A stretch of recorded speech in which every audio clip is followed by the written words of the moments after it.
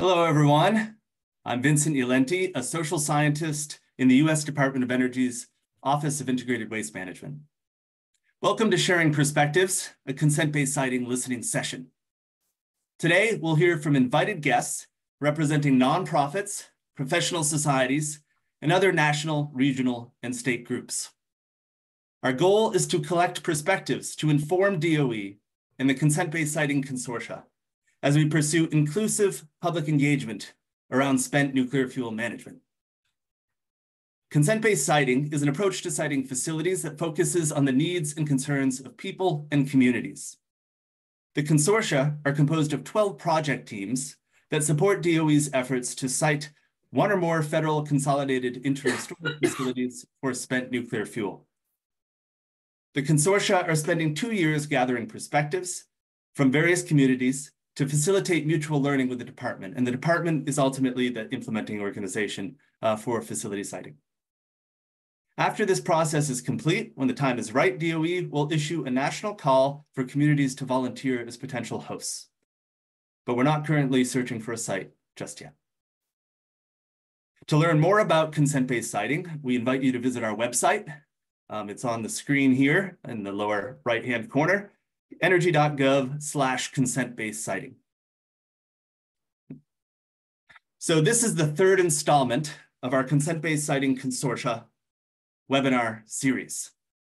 For our kickoff webinar last summer, DOE celebrated the launch of the consortia effort and took questions from a live public audience directly to DOE officials and representatives. That webinar featured remarks from Secretary of Energy, Jennifer Granholm. For our virtual open house webinar last November, we invited the public audience to ask questions directly to the 12 consortia project teams themselves. We were all in a room in Cleveland, Ohio, and it turned out to be a lively and fascinating discussion. For today's webinar, though, we wanted to try something a little different, and we'll try even more different things in the future. We wanted to create an opportunity for DOE and the consortia to listen and to reflect alongside one another. So today, we'll be asking a group of invited guests a series of questions that we at DOE and also the folks from the 12 consortia project teams frequently receive about our work. These are questions about inclusive public engagement. They're questions about community consent. They're questions about spent nuclear fuel management and other relevant topics to our program. So we're thrilled to see so many participants sign on for this listening session. We have 27 confirmed guests representing 17 organizations, so I'd like to extend a very warm welcome to all the participants and say thank you. We invite each of you to raise your hands using Zoom's hand raise feature in response to whatever questions I ask that resonate the most with you. The Zoom.gov's hand raise feature is found in the reactions bar at the bottom of your screen. You press reactions and then a few options will come up and one of them will be hand raised. By the moderator, me, please give the comms team a second to sort of spotlight you and put you on the screen so we can all be geared up to listen to your perspective. Also, please remember to unmute yourself on Zoom as well, if that's in the lower right-hand corner. So we ask that you keep your responses to under about 3 minutes. Given the high turnout, this will be important for maximizing time for as many participants as possible to weigh in on the questions we're going to discuss today. And if you prefer not to weigh in, well, that's totally fine as well. In this webinar, listening and speaking are valued in equal measure. So it's very important to do both or either. And an online public audience is invited to listen alongside DOE and the consortia as well. So if audience members have perspectives they'd like to share, we absolutely encourage you to submit them to DOE. You can do so via email. Our email address is on the screen as well, consent-based-siting@hq.doe.gov. That's consent-based-siting@hq.doe.gov. So please, if you're watching this, please feel free to submit your perspectives there. So a big thanks to the following organizations. for their participation in this event. Thank you to the Breakthrough Institute, the Bulletin of the Atomic Scientists, Council of State Governments East, Council of State Governments Midwest, Environmental Council of the States, National Association of Counties, National Association of Regulatory Utility Commissioners, National Association of State Energy Officials, National Governors Association, Nuclear Energy Tribal Working Group, Regenesis Community Development Corporation, Society of Hispanic Professional Engineers, Southern States Energy Board, Third Way, U.S. Women in Nuclear, We Act for Environmental Justice, and the Western Interstate Energy Board. This is a phenomenally talented and phenomenally experienced group. We'll do the best we can to hear from as many of you as possible today, but we hope that today, our short amount of time together, will ultimately serve as the beginning of a much larger conversation, a conversation between DOE, the 12 Consent-Based Siting Consortia project teams, the invited panelists, and whoever else would like to engage with us in the future as we move forward with pursuing inclusive public engagement around spent nuclear fuel management. So with that in mind, thank you again. Let's get started.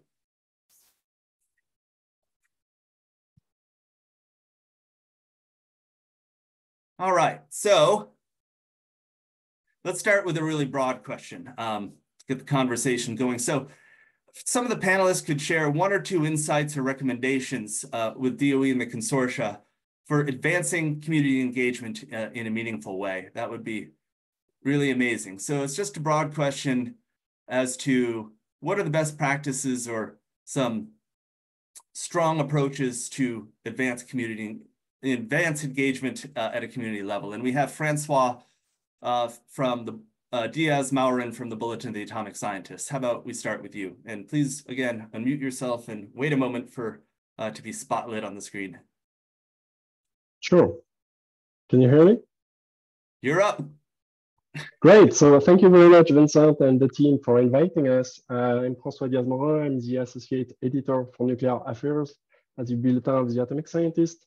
And it's not only an honor to represent the Bulletin, but also because in my previous life, I used to work on those specific issues of spent fuel management at Stanford University at CSAC, precisely. And so I have a view of a researcher having done some work in this area. And the main, I would say the main aspect to consider is really the importance first of the continuity of engagement with communities, because institutional trust is very long to build, and DOE also has some record of management and back to the 70s, and not everything is positive. And so you have a preceding perception by the communities about DOE's work in that area.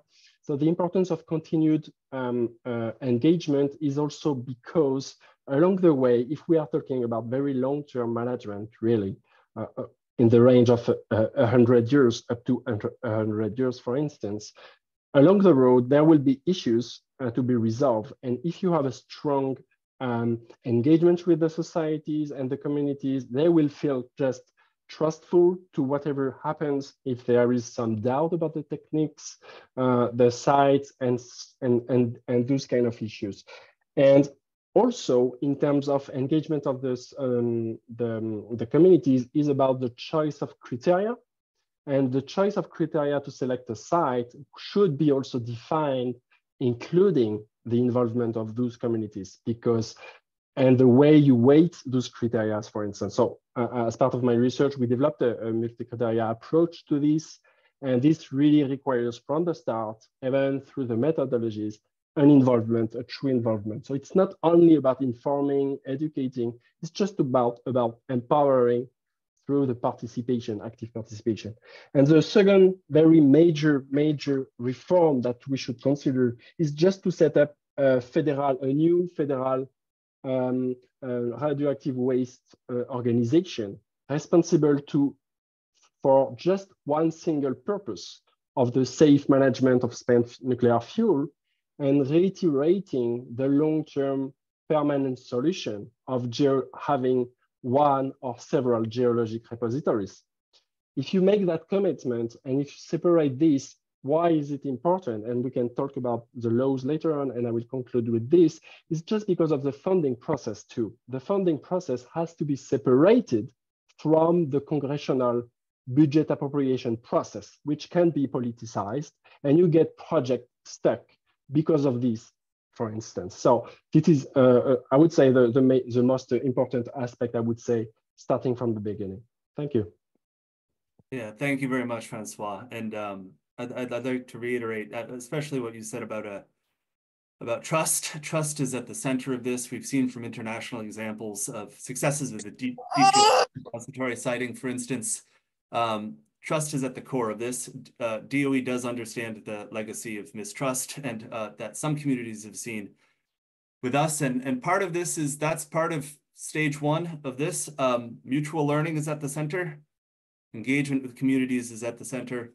And we understand that it can't be a pure education and sending out sort of technocratic documents and saying, just learning people. It has to be about a two-way dialogue. It's not a one-way street with the department. And I hope that that's what this consortia effort is about. And we really appreciate your perspective and thank you for that. I think you really put your finger on the pulse of what we're up to over here with the consent-based siting program. So let's go on to Kelsey Jones from National Association of State Energy Officials. Thank you for the opportunity. So NASIO represents the 56 state and territory energy offices across the country, and we really encourage DOE and the consortia to work closely with state energy offices to engage appropriate community-based organizations and local stakeholders and determine what level of support is needed to build an equitable engagement strategy for siting nuclear waste facilities. State energy offices are really uniquely positioned to engage in community outreach and partnership with local governments, community-based organizations, academic institutions, and other key players. And equity-focused stakeholder engagement strategies that state energy offices can engage in to inform their policies and programs include providing opportunities for community-driven planning, hosting workshops in multiple languages, and providing compensation for participation. And state energy offices are also able to formulate accountability structures to ensure that feedback from community members actually translates into meaningful changes to program and project designs. And then finally, states really are already utilizing the spectrum of community engagement to ownership to strengthen meaningful engagement with tribal nations as well as other BIPOC communities. So really want to encourage DOE and the consortia to think about existing work state energy offices are doing and engaging them in the process. Thank you. Very much, Kelsey. We'll definitely keep that in mind, and I'll definitely bring that back with me to our team when we do the readout in a couple days for this event. So thank you so much. Now we have Christopher Wells from Southern State Energy Board. Chris, will you unmute yourself and maybe wait a second for the comms team to bring you up here? And here you are. Hello, Chris. Thank you, Vincent. Yeah, Christopher Wells, Director of Nuclear Programs with the Southern States Energy Board. We're a nonprofit interstate compact that deal with energy and environmental issues. And not very long comments. Vincent, you kind of stole my thunder. But in engagement, I think it's useful for, there's lots of experts within this community. And I think the important thing is to maybe pull off your expert hat and don't make assumptions, be very curious. And I think that's what really gets the dialogue going. It's similar like if you went to a doctor's appointment, obviously the physician is he's the expert, but a good doctor is one who kind of wants to, ask questions and feel what's going on. And then you have a dialogue instead of just assuming that you have all of the answers. So that was my contribution. And Christopher, thank you. Couldn't agree more, especially with the part about the importance of pulling off the expert hat and opening one's ear to the different perspectives, hearing those untold stories, hearing those stories that need to be heard by the department before we move forward. I worked as a cultural anthropologist for many years before I entered federal service and studying nuclear issues. And an interesting thing is, people who live in a community with spent nuclear fuel in it are in a way subject matter experts on what it's like to have spent nuclear fuel in your community. They have stories about the political acceptance. Some have grievances, some like it there for jobs, some feel it's safe, some have all sorts of perceptions in relation to it. Going out there and listening to people and hearing what they have to say, like a lot of our social scientists do on our team. We've been doing studies related to this, sort of pilot studies to listen to communities, is essential. So we're opening our ears to these people, and let's blur that boundary between expert and community member and engage in a two-way discussion. So thank you so much for flagging that. Couldn't agree more. Anthony Jara from Society for Hispanic Professional Engineers is with us. Hello, Anthony. Hi, good afternoon. What would you like to share with us today? So from my perspective of representing of Hispanics in STEM and our mission here as an org to increase the presence of Hispanics in overall sciences and in the overall STEM community. From our perspective and a professional perspective as well, is the best thing to do is, number one, is understand the community that you're going to engage, understand what history and the people have with respect to either what you plan to do with the site, what is the face or memories or history that your agency or even the contractors may have with respect to how you're going to do the work on site. And then also whoever's going to be performing the work to be fully committed. So, it's not enough that you get consent and get ready to go, but even the whole process of the investigation, listening, and implementing is just how truly committed to essentially listening and doing the job correctly all the way through from start to finish. Because at any point, if you deviate or a mishap or anything can just violate that trust that's either built or might just exacerbate a mistrust that exists there.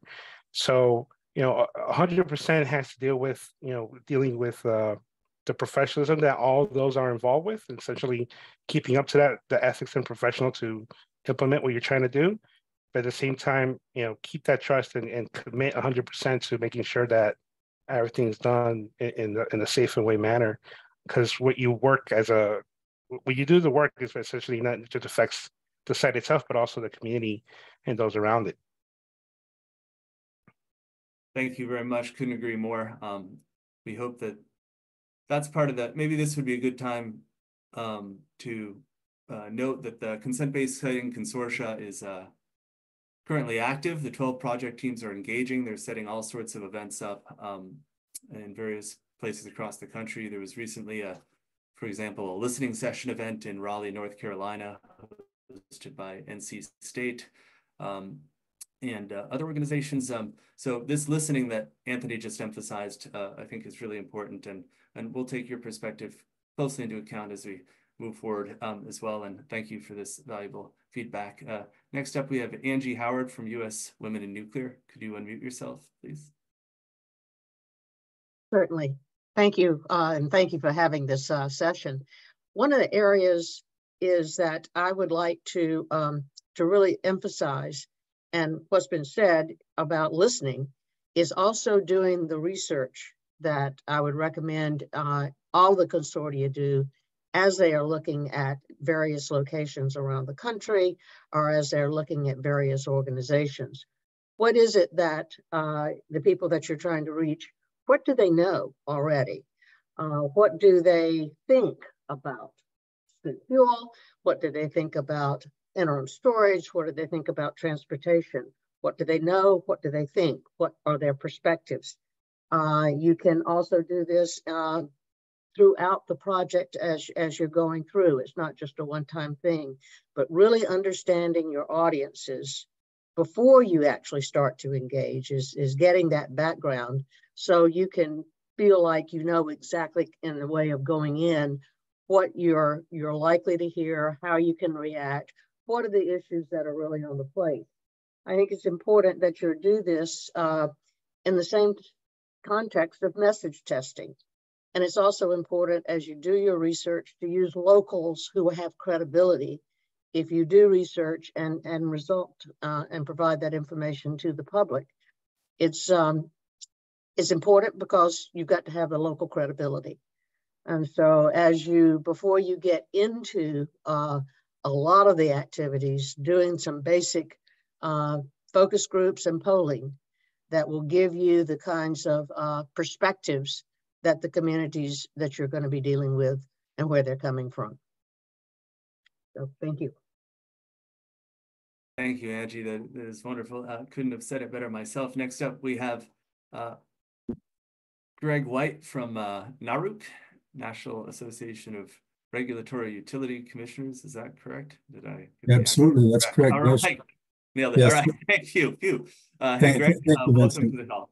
Yeah, and so very much appreciate this opportunity to have these conversations.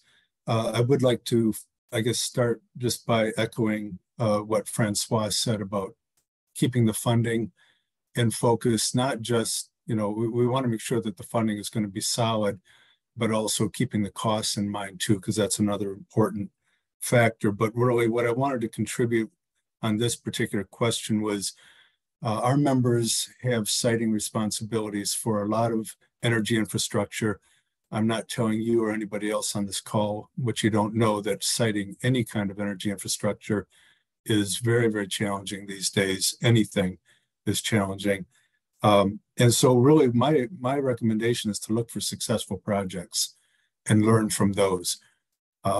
In my 40 years in this business, I've seen projects crash and burn because the community outreach was less than it needed to be.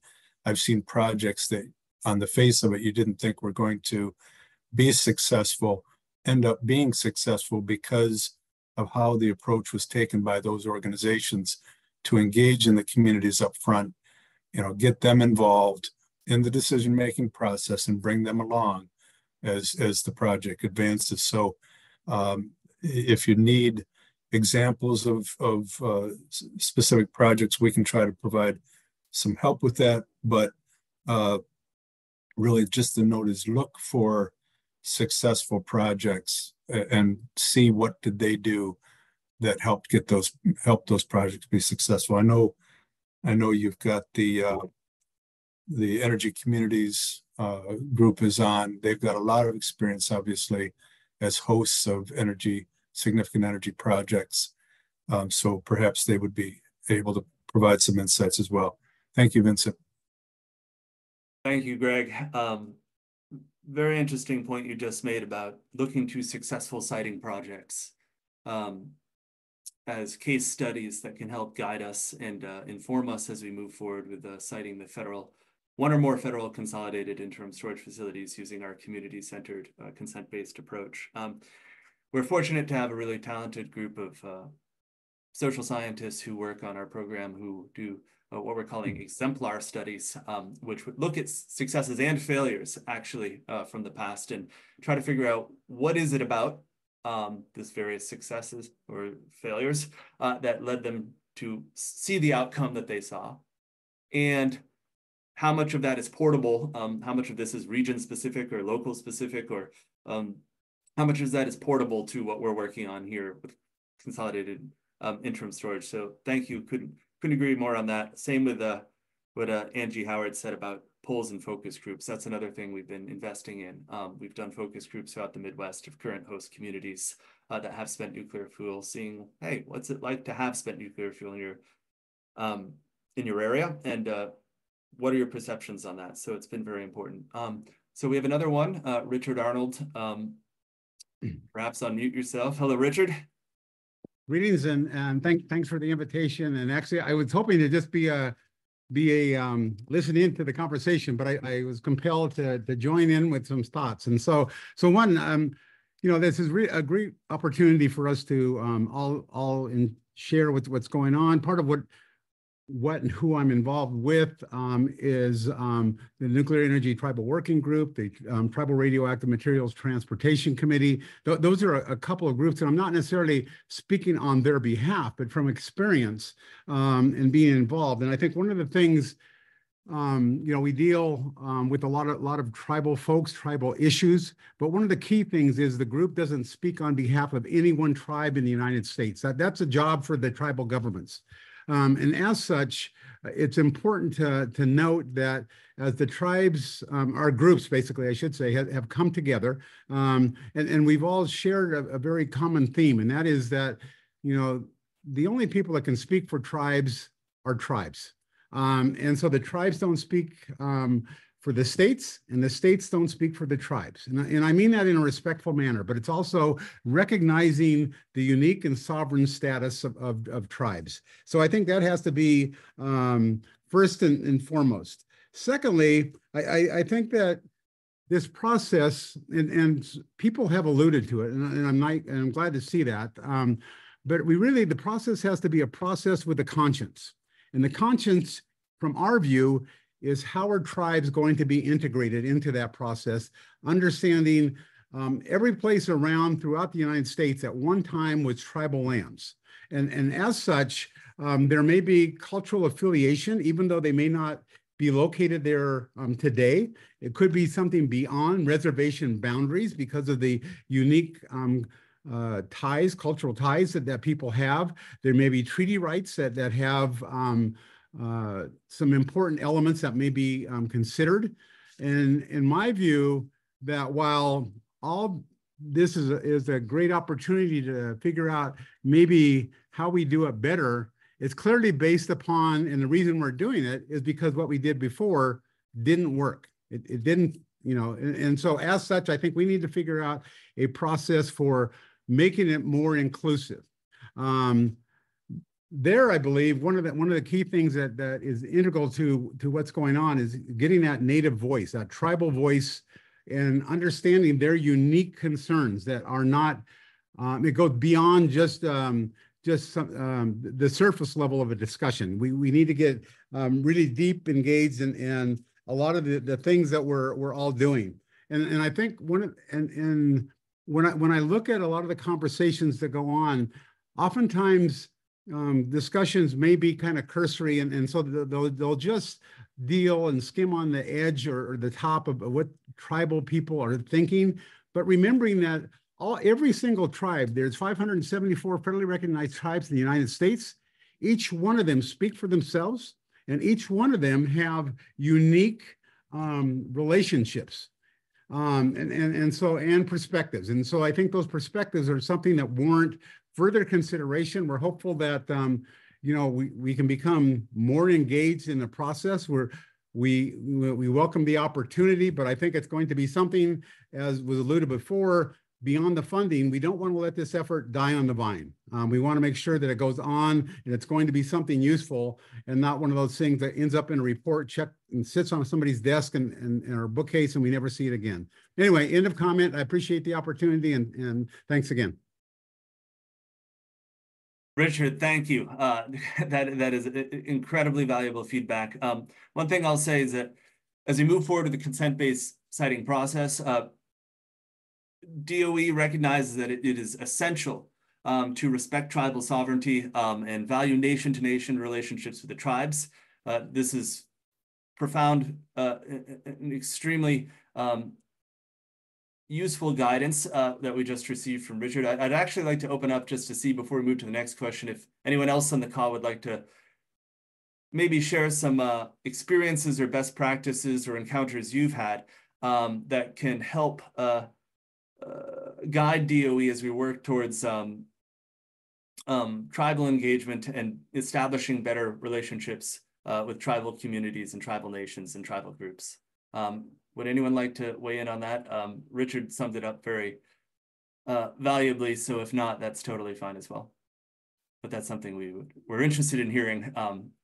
We've been talking about all week about, it'd be nice to get some more input on that from the listening session. And Mitch Arvidsson has raised his hand from the Council of State Governments Midwest chapter. So Mitch, perspectives on this?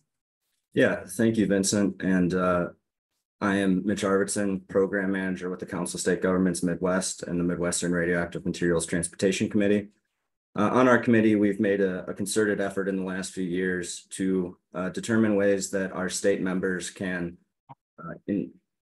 improve and have more engagement with tribes within their states. In the Midwest, there are obviously a number of tribes in various states, and we've listened to our tribal partners, such as the Tribal Radioactive Materials Transportation Committee that Richard represents, and tribes in our region, And I think one thing to keep in mind for the consortia and DOE is an understanding of capacity and timelines. I think that you cannot treat tribes the same way that you treat states, and oftentimes many tribal government members wear several hats. A person who might be the emergency manager for their tribal community and nation will have to respond to several different things in one day, and may not have the capacity to respond as quickly as a person in the state government of Illinois, for example, who has dedicated employees for things like the transportation of radioactive materials. So just understanding that capacity and increasing patience and understanding and just being able to have a little bit more understanding and taking your time when you reach out to tribal organizations and tribal groups. I think taking your time as you reach out is important to figure out the right time, figure out the right method, figure out who you should be reaching out to. It's all essential. So thank you, Mitch. Very valuable. We have another, it would actually be nice maybe at this point, since this is not just about DOE, it's also about the Consent-Based Siting Consortia and the 12 project teams who's listening alongside us today. Let's hear from one of them. So maybe we could hear from Robert Hayes from North Carolina State University. Robert, could you come up here? So what would you like to add to this? Yeah, if one of my colleagues, Scott Lathrop, was on here, I think he would be far more articulate.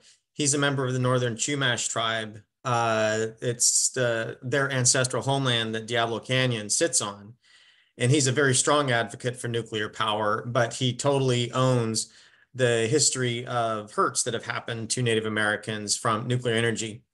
But what he would say, if I could and I'm not sure I could do it accurately, but I'll try since he's not on here, is that the way that you engage or that he engages with tribal nations is that you absolutely never approach them and say, hey, we have what you want, or hey, you need to look at this a specific way. The way that you engage in that with them is relationship. And it can just start with a dinner. It needs to come down to like having a conversation for the sake of conversation and getting to know somebody so you can get a feel for their character. And then you can find out how they see things and what it is that they think that they need. And when you understand that, then you can have a conversation about what it is that they say that they need and how they see things. And that was something that to me was very poignant. I'm sure he could elaborate because, like I said, he is a Native American. Thank you. That's extremely valuable, and thank you so much. So clearly, this is consent-based siting and siting a federal consolidated interim storage facility is a complex endeavor. One of the things that we often hear, this is going to another question as relates to the previous questions, is the fact that, consent is not a one-size-fits-all concept. Definitions of consent can vary from community to community. It's also, consent isn't meaningful unless it's informed consent. So we're up against a lot. We think we have the team for the challenge. I'm sure this Consent-Based Siting Consortia will push the ball forward. So let's start a conversation about this. How can DOE and the consortium best work towards a durable, enduring consent agreement with a potential host community? And how about Melanie Snyder from Western Interstate Energy Board?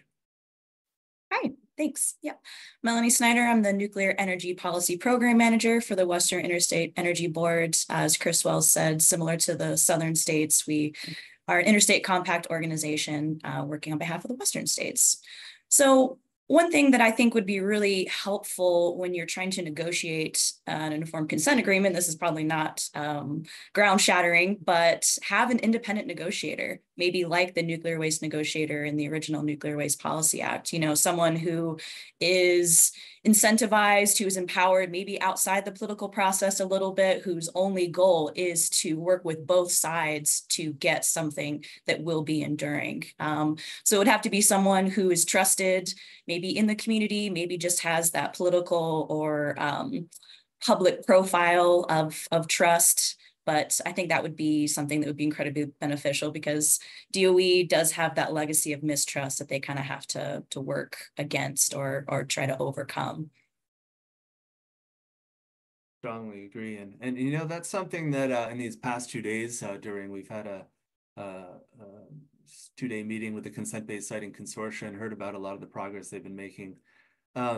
That's something that's come up a lot. So maybe I just want to give an opportunity if anyone from the Consent-Based Siting Consortia would like to volunteer something about any of the issues we brought up today. Is anyone on the line? If not, that's totally fine. We can kind of move on and I'll see. Yeah, how about we hear from Thomas Webler. Thomas, he represents the Keystone Policy Center Consortium, and it's a project team that's bringing a lot of valuable insights to the department. So Tom, what do you have to say? Hi, everyone. Thanks for your input and thanks for the opportunity to hear your recommendations. I think everything that's been said has been really important about the continuity of engagement, about learning from past events, about learning about starting with the community where they are, thinking about what people know, having continual engagement. And certainly the work about tribes, I think we've had this message drilled into us by DOE very strongly that tribes are sovereign nations and are not stakeholders in any way. And and definitely the whole idea that tribes work on a different pace, that's a challenge for us with a 2-year limit on our projects. So I think that's one of the, we're certainly looking to engage with different parties and to do so expediently. As you know, our goal is to learn from communities what they would like to see in a consent-based siting process so that we can give advice to DOE, who is then going to design a consent-based siting process and implement it. So we're kind of doing a process to design a process. And so the 2-year period is, kind of a hard stop for us on that. But DOE obviously is in this for the long haul. So yeah, would appreciate it, if you have advice or recommendations. I'm certainly open to hearing that. And I'd love it if you would contact us with any recommendations you have. Our approach, just quickly, is to work on capacity building, community capacity building. Think about what do communities need in order to do this well. And a lot of you have spoken to that already. I've taken some notes, so thank you. And thank you, Tom. And I'll add that, as I said, we hope that this listening session today is just, the beginning of a larger conversation. So if anyone on this call is interested in engaging with the Consent-Based Siting Consortia, I encourage you to go to our website. It has the contact information of the 12 project teams, the PIs for those. So check those out and reach out. Let's start a conversation. Let's make some change. So we have another hand up from Julianne Edwards from U.S. Women in Nuclear. Julianne, could you unmute? And I think you're still muted and you are not muted. Okay? Hello, Julianne. Hi, sorry about that. Yes, Julianne Edwards, I'm with U.S. Women in Nuclear, as was Angie Howard, who spoke earlier. And just for frame of reference, U.S. Women in Nuclear is a volunteer organization, roughly 5,000 plus members across the United States, with very, very strong objectives around professional development, advocacy for nuclear, workforce, and diversity and inclusion. And when I hear some of the answers and dialogue from today's session, and more specifically around how to have a successful negotiation once you land on a host community, what I have seen through my career is a pull away from the intent of why both parties came to the table. So constantly reminding that host community and reminding both parties that the intent is to further accelerate nuclear in the United States, is to allow for us to have a more fulsome picture that includes nuclear in our energy mix, and to have a spent fuel facility that is interim storage that can lead to maybe one day a long-term repository will only be an accelerant to that initiative that our country has. And energy security is kind of grounded in that. So reminding folks of why they're at the table and the importance of that from a energy security standpoint, but also socioeconomic and the history of what nuclear has done over the decades that we have produced energy from nuclear power. I think it's important to remind folks that they're a part of something that's greater than themselves. Thank you. Yes, and you know, that's actually a really good segue to another thing that we wanted to bring up today and gather some perspectives on, because it's something we talk about a lot at DOE. So, you know, nuclear energy currently provides almost 20% of the United States' electricity and half of the United States' emissions-free energy. So it's something larger than ourselves or greater than ourselves, for sure. That's massive. So in light of this, I guess the question is, how should public discussions about spent nuclear fuel, like the ones that our team and the consortia are trying to facilitate, how do they fit into these broader discussions about advanced reactor innovation as a climate solution, or discussions about climate change mitigation and environmental risks?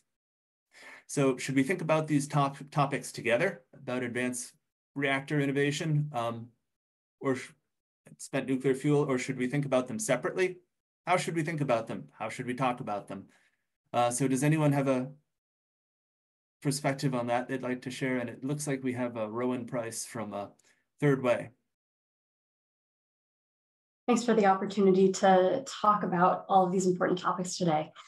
So I represent the organization Third Way. Our climate team focuses on creating and advocating for policies that are going to allow us to best innovate our clean energy technologies and really advance US and international climate goals. So we are really always thinking about questions of nuclear energy and the nuclear fuel cycle in relation to what it means for clean energy innovation.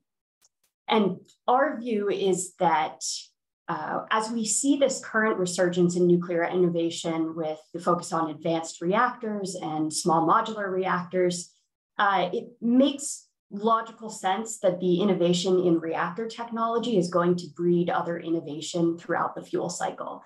So I think we're at a really interesting and inflection point and opportunity to be able to leverage some of the innovations going on in other parts of the fuel cycle to really view this as an innovation opportunity and challenge, not solely technology-based, but in terms of innovative policy and innovative approaches. So I certainly think we can't separate these conversations, and particularly as some advanced reactors that are of interest are potentially going to bring new fuel forms and quantities and just changes into the picture. This is really the perfect opportunity to really address the back end of the fuel cycle and begin making these bold, innovative policy decisions at this turning point for nuclear. So I'll leave it at that for now.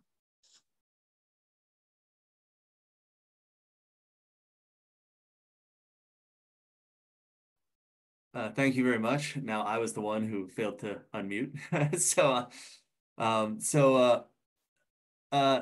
Yes, we have Francois, who's been patient. We've heard from him, but he has many valuable perspectives. So let's hear from Francois again on this. Yeah, I would like to get the opportunity to react on what has been said with the point of view of the importance of actually separating the two issues.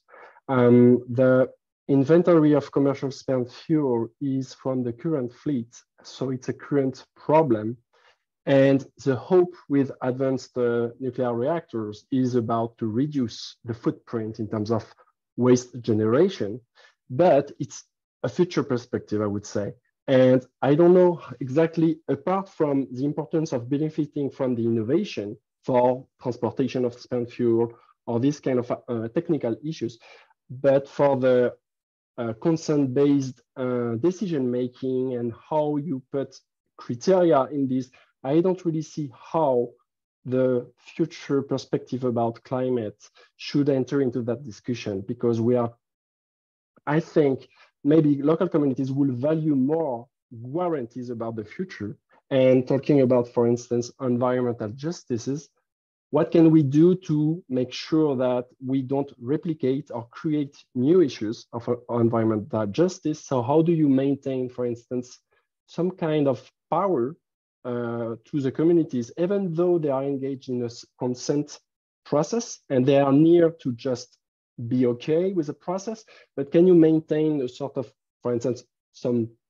form of veto power through the process? And if you have trust, you don't feel that this community will be just using its veto power to exit the process. But on the other hand, if you don't give that power to the community, it might be an issue later on because of the commitments they are making. Also, if you lack of a commitment at the national level of a clear emphasis on the importance of developing the geological repository as a permanent solution, absent this solution, we are talking about a very long-term management process. And another guarantee that you need to maintain is responding to the maintenance of expertise. What do you do if you have dry casks storage for about 100 years and you don't have swimming pool, a pool storage pool that you can open the cask and transfer the fuel back into it, just because if you need to investigate, to do some inspections about the casks, or if you just need to replace it at some point. And this is the problem of transferring the spent fuel to a facility that might not be equipped with this. How do you maintain that knowledge and also just that capacity? This is also another form of guarantee that you can give to the local communities. And in this, I don't really see the need actually to just put the discussion about the energy transition, which I think, and I will conclude with this, I think it's just another type of societal discussion that we must have. Thank you. Thank you so much for that. But, you know, actually that dovetails a lot with a lot of the questions we've been getting over the past 2 days with the Consent-Based Siting Consortia. Maybe we could hear from one of them, with someone from the consortia. How about Steve Cron from Vanderbilt University? I believe he's on the call. So Steve, maybe you can unmute yourself and share your perspective on these matters. All right. Well, I think I've unmuted myself successfully. The portion of the prior discussion that I address is there consensus around the mission that the consolidated interim storage facility would support?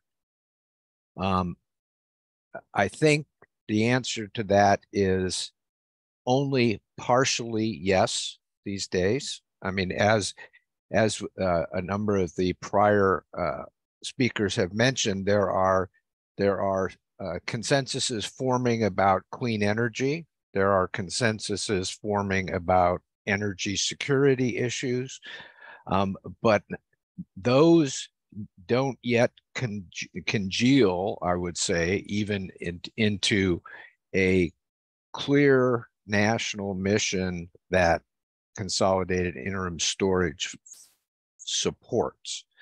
So we did some work with the Electric Power Research Institute several years ago to look at what were the enablers during the time period 1955 to 1965 that supported the growth in the commercial nuclear power industry. So I would suggest that it looked at, I think it was 15 or 16 different policy levers that the Atomic Energy Commission used at the time to incentivize the growth of that industry. I don't think we yet have a consensus that growth of the commercial nuclear power industry is a national imperative. If that were to be the case, one of the major tools that was used that I think does directly apply to the conversation we're having in the consent-based siting initiative is the Joint Committee on Atomic Energy had annual hearings that were simply broadly focused on the health of the commercial nuclear power industry. They were open to the entire spectrum of public commenters. And the commenters, were everything from the commission, the industry, nascent environmental groups during that time period, and with the focus on if it was a national policy, which it was at the time, that the industry should grow, what are the things that were supporting that and what were not supporting it. So those just a couple of observations. I don't think that consensus yet has formed. Thank you. That's very valuable. We'll continue to talk about this more in the coming days, I think. So thank you for that, Steve. So I wanted to move to another question for our invited panelists. And it sort of asks us to take a step back. We've been sort of going from high level to closer to the weeds, high level, closer to the weeds. Let's zoom out a little more. So spent nuclear fuel, siting spent nuclear fuel facilities, it requires engagement around highly technical scientific topics, right? Yet it also has to be inclusive. It's got to be accessible to the public. So what are some best practices or learning experiences or success stories that some of the invited panelists have seen in their careers, in their illustrious careers, that can help DOE or the consortia move forward with public engagement around really complex topics? So how do we push the conversation forward in accessible ways and engaging meaningfully? Do you have anyone from the invited panelists like to raise their hand?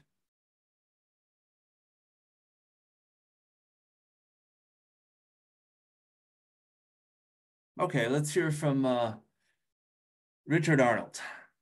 How about you? Okay, thanks again. So once again, trying to keep my thoughts brief, although I typically am not, and there's just so much because this is such a complex problem. And I think when we look at trying to figure out how we're going to communicate, talk to people, I mean, this is a process about how to talk to people. I mean, that's where we're at this point. We can talk about siting. There's all the different issues that are part of the process, and definitely something to understand and formulate into our discussions. But I also think that it's really hard for us, and I really appreciated Steve Cron just kind of really trying to bring it together and kind of where we're at with the sense of consensus, because it is challenging. And so as such, one of the things that we see from a tribal point of view, and I'm not speaking for all tribes, but I can tell you personally, I'm Paiute from Nevada, and where we saw, when Yucca Mountain was attempting to be sited there and the discussions that were going, there was a real disconnect between the conversation of how do you store high-level nuclear waste, spent nuclear fuel, wherever you're going to do it. And looking at the half-life, people not understanding what that is. And one of the challenges that we have as people is we can't move away. If we don't like the outcome of something, other communities, they pick up and they move to a different location because it could bring down their property values, whatever it is. Tribes are stuck where they're at. They may be expanding into other areas, but it's something that makes it very complex in the situation. Further, that you look at the Oppenheimer movie. One of the last statements that he made that most of the tribal people picked up on, what are we going to do with this land? Give it back to the Indians. So then it's like, okay, so it's a problem that we have to deal with, but we can walk away with it. We can give it to somebody else, and typically a community that may be disenfranchised, where and we need to be part of that equation. The other, it's really hard for us to disconnect between environmental justice and other kinds of issues as well, because who better knows the land than the tribal people that have been here for thousands of years, that know what that means and what the impacts are. And so, one, there's a trust responsibility. There's a calculus that's used in environmental justice, that you could be maybe not a disadvantaged population from an impact, but a trust responsibility doesn't go away. There's presidential memoranda that says, okay, we need to strengthen the ties between nation to nations. And are we doing that? That's part of that combination, you know, that we need to try to bring together. And I think that if we can move in a good approach forward, maybe we'll see some more success. When I look at the communication or lack thereof that was going on in the past, you know, sometimes it's really hard to talk about, okay, so let's talk about the good things that worked. I mean, you know, we talked about things. I mean, I can tell you, and I'm not trying to get on a bandwagon of any kind, but I can tell you Yucca Mountain, where there's a 6 mile, 25 foot diameter hole in the mountain that basically got closed up, and it's like, okay, let's go away. And the reason that happened was because we made assumptions that it was going to, we had an agreement, or it was going to be whatever the decision was made. So I would just implore people to think about all those things that are so important, and we don't take it serious enough as people. We have in our tradition, in my ways, we have a saying about wasting your breath. And when you talk with conviction, you make it count, and you make sure that you're articulating the information in a good way, that it's understandable. It doesn't mean we all have to agree, but you have to at least share the information. And most importantly, once again, remembering the audience of who you're talking to, because it doesn't do you any good necessarily to have a nuclear scientist, physicist, or somebody that's highly educated and looking at the issues, talking at one level when people are understanding at a different level. And so we have to come to agreement on how best to articulate the words that we need to share. Thanks. Thank you, Richard. Especially like the line, I'll take that with me. Do not waste your breath. I think that was extremely succinct and concise, and very well and crisply articulated, an eloquent way of phrasing that. So actually, I'll be pondering that more in the future. So Carolyn Hansen, also one of our invited panelists from Environmental Council of the States, has lots of experience in this area. So how about, it would be great to hear from her. Could we get Carolyn up here? What did I just do? Oh, there I am. Okay. I moved on my screen, so I thought I had somehow just lost myself. Sorry about that. I was just going to say, working with the state environmental agencies, a challenging topic we've been dealing with for the last decade or so is PFAS, perfluoroalkyl substances. It's very technical. It gets really into risk levels and things like that really quickly. States have spent a lot of time trying to figure out how you talk to communities. And some of the things that they've found works just getting out there and spending time and meeting people where they are.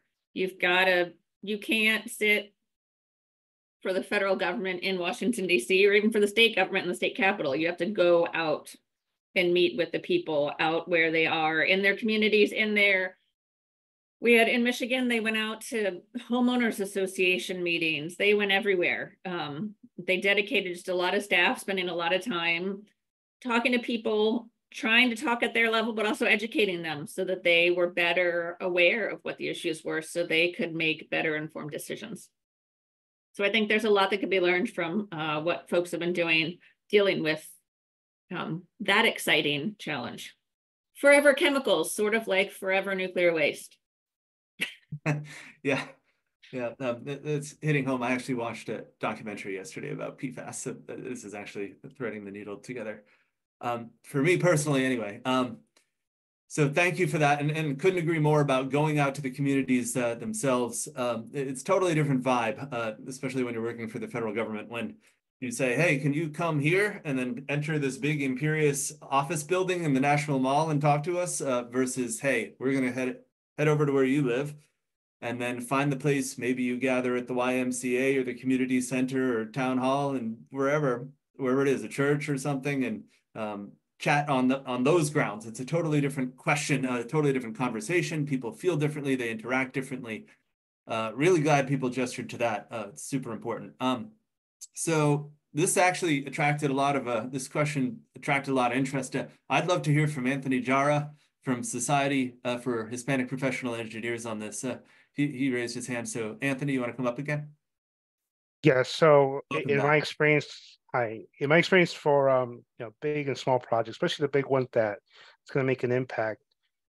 As the other colleagues have said, it's a matter of getting out to the community, but also in a respectful manner of what you're communicating.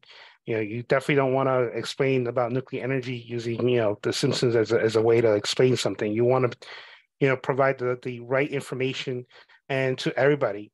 And as far as the being in the community, it could be something as simple as having an office in the downtown or community area nearby where you're planning to put this site, to have someone there, office hours, to at any point explain, why are you here? Why do you want to put it here, not over there? What is involved? How do we get to this point where you have waste? And what will the waste do? And because the biggest thing you definitely want to avoid, as the other colleagues have said, the perception is that you come here, drop off, and leave, and never see you again. And the folks that are living in that community have to live with that next to them, have to breathe it, see it, feel it, and definitely going to have their health issues concerned.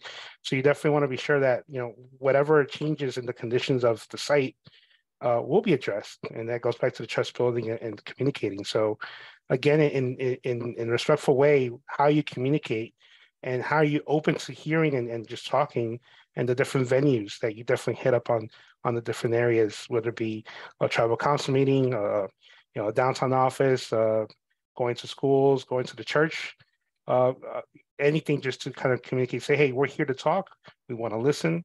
And if you want to know more, we'll definitely talk about, again, how do we have this waste here, and why this site was selected or is being considered to even in the discussion of selection.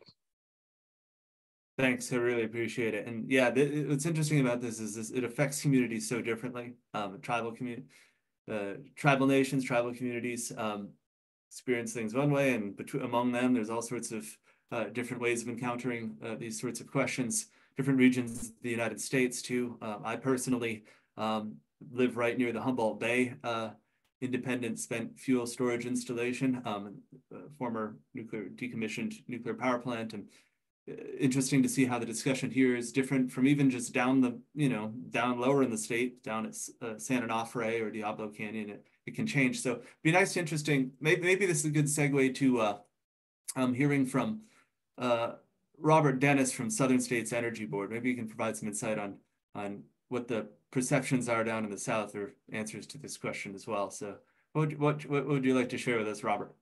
Well, good afternoon. How are y'all? What's up? Can y'all hear me? Hear you loud and clear. Well, so I'm a trooper with the North Carolina Highway Patrol. I'm part of the hazmat team here in North Carolina. We actually escort certain radioactive material through the border from other states that are coming through here. One thing that was mentioned, which is very interesting, to get out with the communities, but we also need to keep in mind our local law enforcement and our responders, our firefighters and things, and get them up to speed on things that may happen in the area and risks that, if there is an incident, how to respond to it. We lack a lot of training at times with this type of material. And it does have a cloud of uncertainty when you have an installation put in your area. And the funding is a big thing for our local guys. You have a lot of volunteer fire departments that they're not really funded real well with equipment. But I think those things need to be taken into account when you move or have a site put in, along with the other issues that you have with the communities, because of course your first responders are part of the community as well. Thank you for that. And I think I can speak for the entire Department of Energy on this. Thank you for your service, Robert. It's incredibly important work and essential part of safety and security and for our country. So thank you so much. That was an extremely valuable perspective.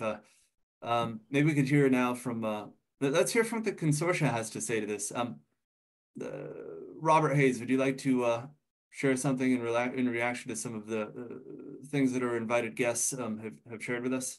Actually, I was going to answer your original question about examples of successes that the DOE has had. Is that okay? Sorry, what was the question again? You had originally asked for success stories of how the DOE might have done outreach and in terms of siting and licensing spent fuel or specifically, I was going to talk about the WIP. I had spent over 10 years at the waste isolation pilot plant. And so I'm very familiar with how that interacted with the environment, how that came about. And I was I would love to hear that. Yeah, we're doing exemplar studies at DOE through our social scientists, and I think multiple folks on this call brought up the importance of looking at success studies, success stories as case studies for figuring out how to move forward. So yeah, I'd love to hear that. What's the WIP example? Well, there was a great deal of public outreach and communication, but that was only a piece of it. There was also the business case. The public needed to know that this would help. So out there where it's located, it's really oil country. The main economy there before the WIP came out was oil. And the economy would be very dependent on the price of oil. So they could have a real crash if the price of oil fell. And they needed some stability. So that was a part of it, just only a part. The public communication about the risk probably could have been better, but there was at least some. And then there was the political part. So the WIP was originally designed to receive defense high-level waste. And the DOE agreed with the state of New Mexico to take that off the table if it would help to prevent their opposition. In addition, the radioactive materials license was issued by the Environmental Protection Agency. And when that was received and the facility was built and it got its license to receive that, the Department of Energy had Los Alamos package barrels that just had pure transuranic waste, no mixed waste, because part of the agreement was the state would oversee the RCRA permit, the hazardous material. So if you had mixed waste in these transuranic drums, it meant it had to meet both the RCRA criteria through the state of New Mexico and the radioactive materials criteria through the Environmental Protection Agency through Title 40. And what the Department of Energy did was, while the state was still opposing it based on their issues that they were taking with the RCRA permit, the Department of Energy went ahead and had non-RCRA drums and placed at the WIP. And that kind of took the wind out of the state. And then the state went ahead and issued the RCRA permit. And then the WIP was able to enjoy both being able to receive mixed waste and pure transuranic waste. So that was how that had transpired and what will enable them to be successful. Thank you. Yeah, excellent.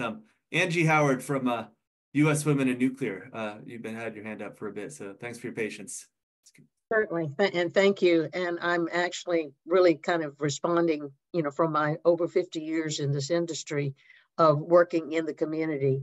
And I think that by going into that community and understanding, where they're coming from is important. But I want to go back to your question when you're saying that siting spent fuel facilities requires public engagement around highly technical engineering and scientific topics. I think that's the nexus of the problem.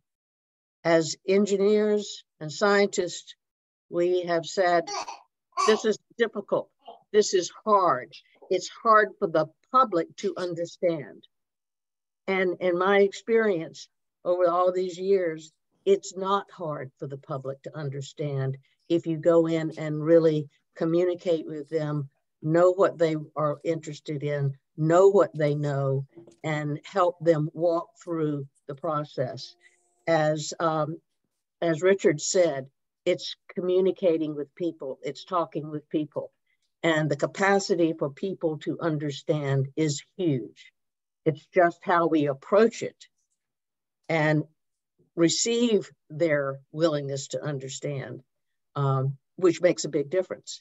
And I've got lots of examples that I won't take time today to talk about, but I'd be glad to share it with you or with the consortia of just some of those things that made successful project siting versus non-successful project siting. So, I'd agree strongly with that. As I always say, it's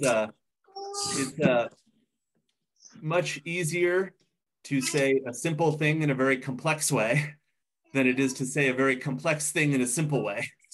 So sometimes it's a lack of imagination and a lack of creativity that leads folks to have trouble communicating concepts to communities, and finding the analogies, finding the concise and crystallizing those careful ways of articulating something and making sure you get to the essence of something. You can have sort of a basic idea of what the idea is of what the overall plan is without having to have a degree in physics or engineering. The key things you need to know about health and safety can be expressed, and through ongoing dialogue with communities can help us get there and deepen that together. So how about Kelsey Jones? Could you come up here as well? That would be very nice. You're from the National Association of State Energy Officials, and I'm sure you have a lot of insights about this. Sure, yeah, I just wanted to share one example of an approach that state energy offices have been taking that could maybe be leveraged as or serve as a model for providing this kind of education and TA.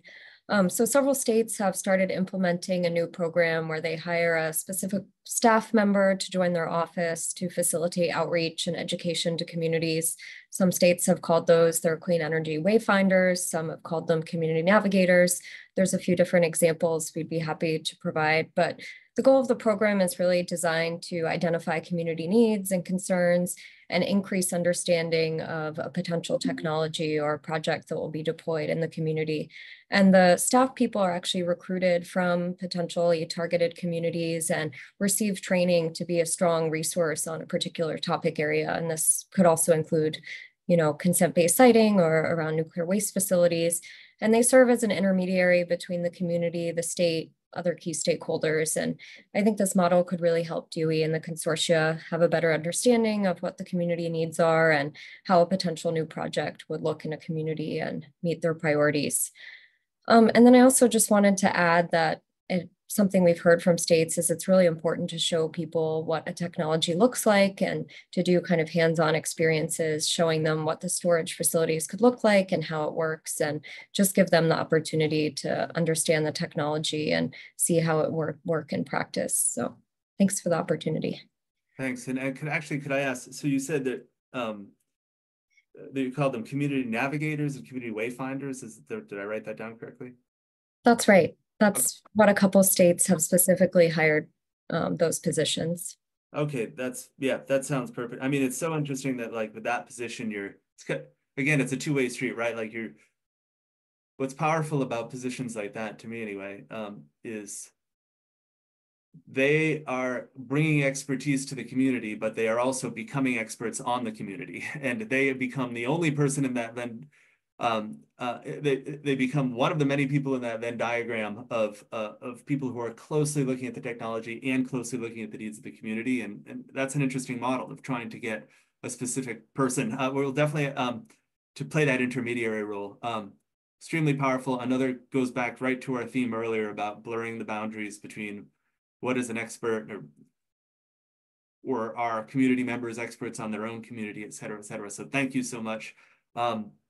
That really happy and that you volunteered that. Maybe that's actually a good segue, given Kelsey's position in her association, to a question we get a lot about state level engagement. This is a big one for us in the consent-based siting program. So it's one thing to get sort of a consent and interest or public acceptance from a community in a particular region of the state, but it's different to get buy-in at the state level from the decision makers, from leadership, from other people around the state.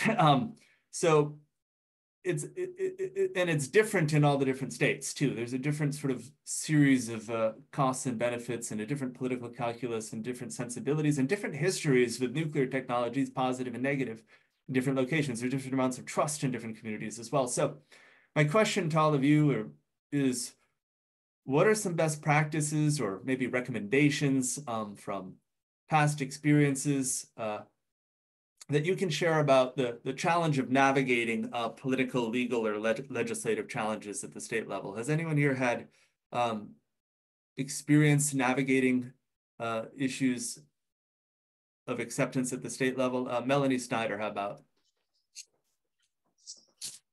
So what I would say is I get the sense from DOE that they're a little bit afraid to talk to the states at this particular moment, probably because the siting of nuclear waste facilities has often failed at the state level.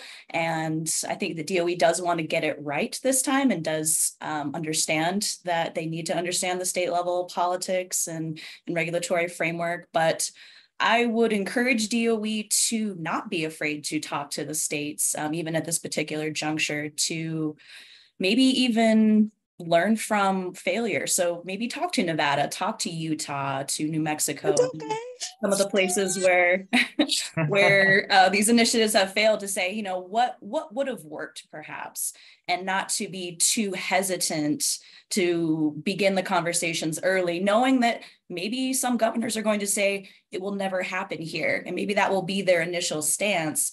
But if you can get past that initial hesitance to start maybe building the capacity at the state level as well, so that these initiatives don't fail where they have always classically failed. Thank you. How about Christopher Wells? Would you like to weigh in on this here from Council of State Governments? Yeah, you know, thinking about a past case study, if you will. I can remember working with DOE, and the issue was it was a routing issue, moving material from one site to another. And you had various routes that were being considered. So based upon the route, there were different states. Some states said, hey, we don't have nuclear power plants. You know, why should we be on the route? But in the end, it came down to having the state have some form of acceptance that we're not, you know, we're not being used. We're not just an end user. We're a part of a solution. So I don't know if, you know, nowadays people would call that branding or whatever you would call it, but as long as the state had a buy-in that they are a part of the solution, and maybe even, you know, in a certain situation, I'm helping you, Department of Energy, when you know, this situation may be reversed and I may have to come to you for some help, you know, sort of like, you know, you have the Idaho agreement where, you know, they're going to have certain materials removed from their state in a certain period of time. So I think it's important to have the state to know that they're a part of the solution, and, you know, not just someone who is being taken advantage of. Thank you. And I'll apologize. I was looking at the word Council of State Governments, and then while I was calling on you, you are in fact from the Southern States Energy Board, and DOE knows that well because we've been happy to see you at various events. So apologize. And because of my accent, yes. I didn't say that, but thank you so much, and sorry I got your affiliation wrong. So how about Mitch Arvidsson?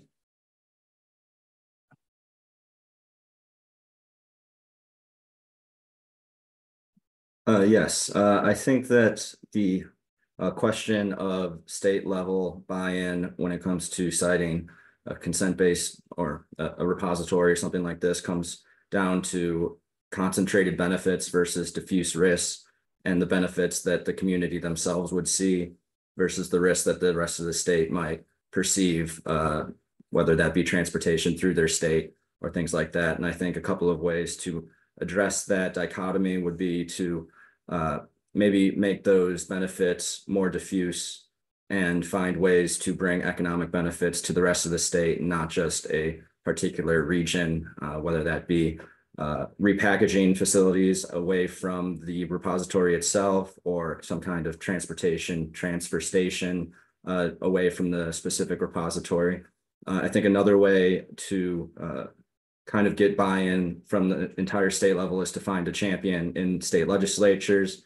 That might be a legislator who represents the specific area of a proposed repository, and making sure that they're on board and, you know, they have better political connections within their state with the governor or higher ups, and can kind of develop that buy-in across the state and not just in their area or their district. You know, that's a really interesting framing on this. So maybe this merits a follow-up question for anyone really to jump in on. So what are the factors, or what are the sort of incentives, or what sort of what would make a state interested in being part of the solution? So how could you navigate things to make a state interested in being part of this solution? I guess that's one question. That's a tough question.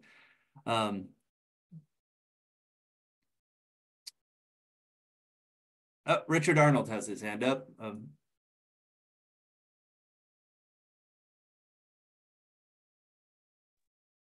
There we go.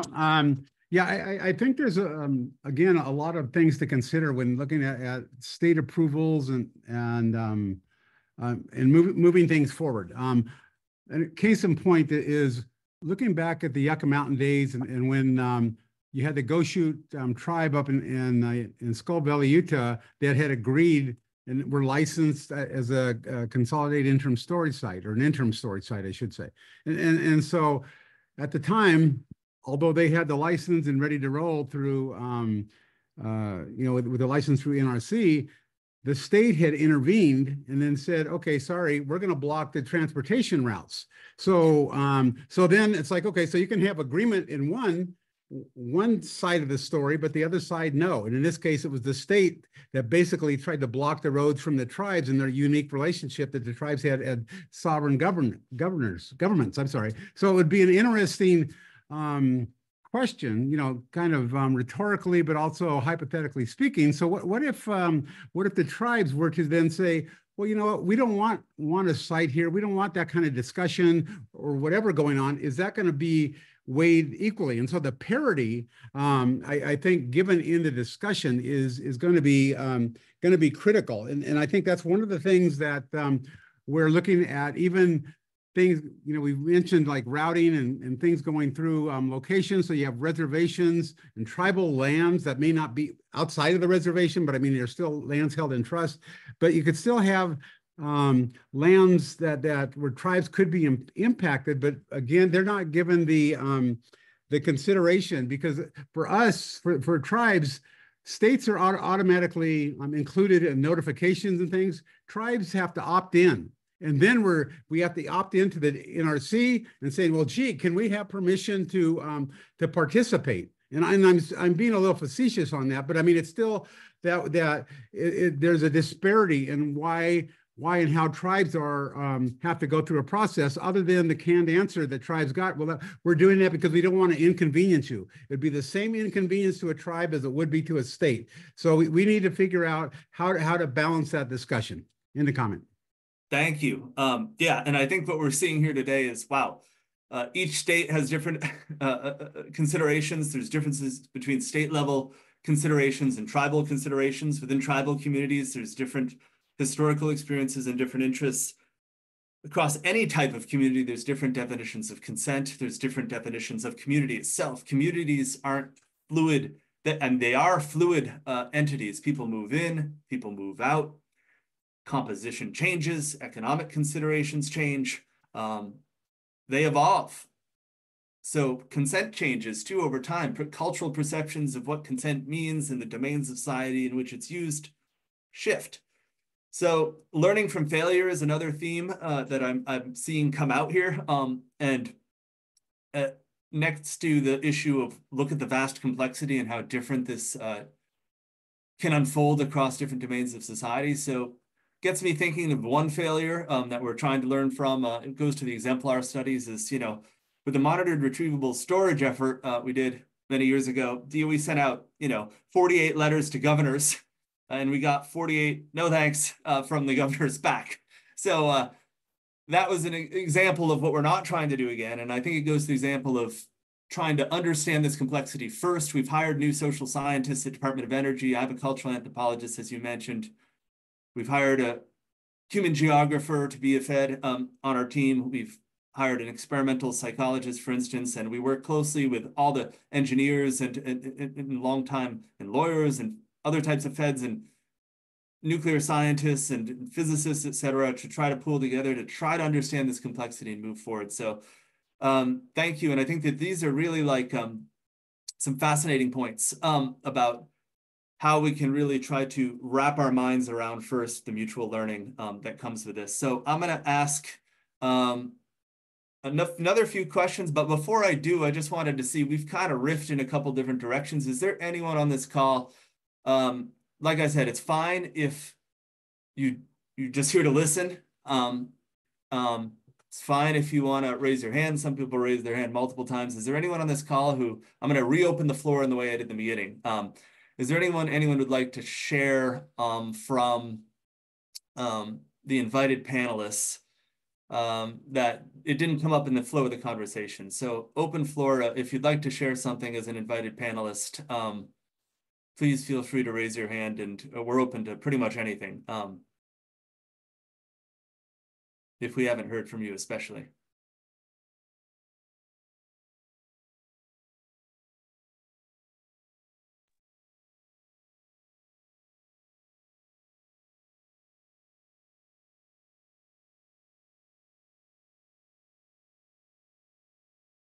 All right, so we're waiting for some hands to go up. Yeah, Christopher Wells, and I'll get it right this time, Southern States Energy Board.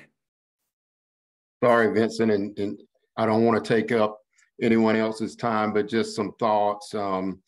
Again, you know, in terms of the definition of consent, that's going to be a difficult task, but you know, I just jotted down that I think if you're establishing some pillars, you know, what is consent, that transparency and partnership be, you know, two strong pillars, you know, within that definition, that as long as both participants see truly what encompasses the entire project and that they both feel like they're involved, I think, you know, it's a good starting point. And, you know, some of the other questions, like the question we just had about the solution, I think it'll have to be a, you know, something that's, you know, embedded in our society. It's kind of like, you know, probably everyone on this call, that they may have not been keen to recycling, but perhaps their kids are. So that if we have this energy policy discussion and nuclear energy is a part of our energy portfolio, that we bring the back end into the entire picture instead of having it separate. It's kind of like, yeah, we all love to eat food, but no one wants to exercise, you know, but if you kind of encapsulate the two together, you know, you can maybe digest it more frequently. But I won't take up any additional time, but I just wanted to add those thoughts. Appreciate it. Like the metaphor too. So yeah, I mean, as far as state level engagement goes, I think that one organization that has a lot of experience in this is National Governors Association.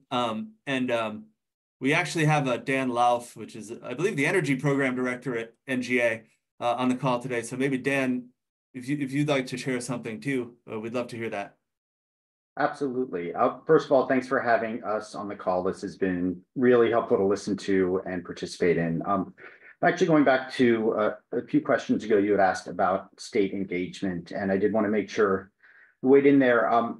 To a degree, I don't think it's too different than, frankly, what we've heard with engaging at some of the other levels of government, in that nobody likes surprises. Transparency really is the way to go, but also early engagement and at a senior level. So if you're considering a state, suggest really trying to get in touch with somebody at a high level at that state, you know, in the governor's office, something along those lines early, to have the principal to principal conversation and to really make sure that they are engaged in the process. So I wanted to make sure that I had weighed in with that. And that includes, you know, whether we're talking about commercial waste or defense. You know, at FFTF or at NGA, I lead our energy program, but I also lead what we call the Federal Facilities Task Force, which is a network of state regulators of defense nuclear waste cleanup. So states are very much engaged on this topic. They're interested, but again, bringing them in early and bringing them into the decision-making process, the planning process transparently, I think will be beneficial to the processes you're undergoing. So thank you.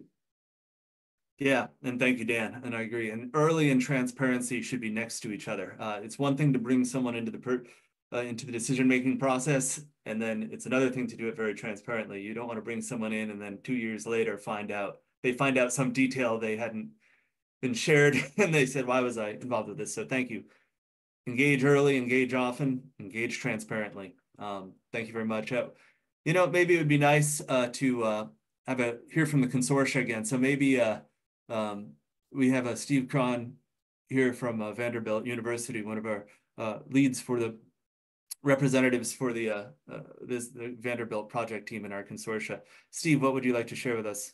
I think a best practice that wraps around what you've just mentioned, which is not only involvement in the decision-making process, but involvement in the process of executing the mission itself.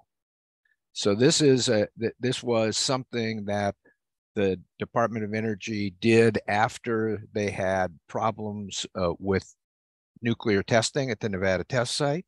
Part of the solution to that was involving local governments and local people in off-site monitoring.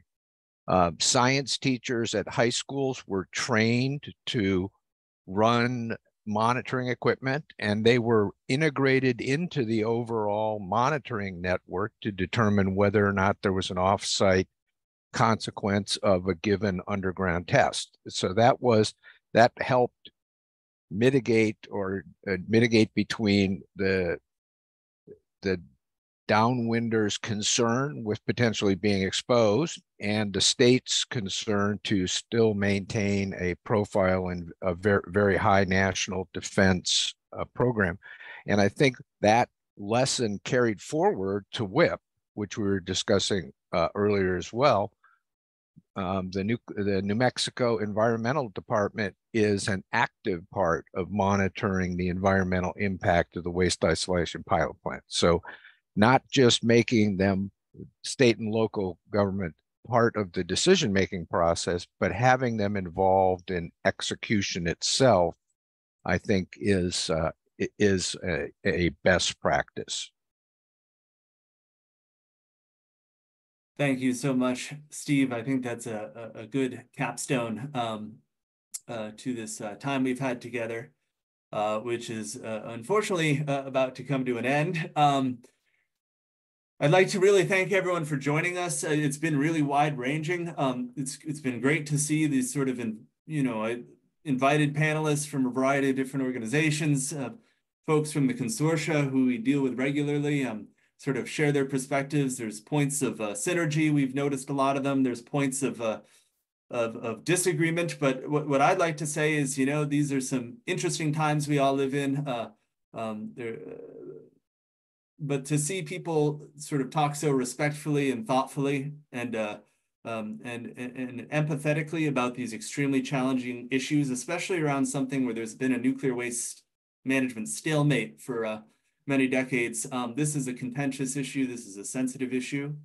This is a politically charged issue, and we were able to discuss it today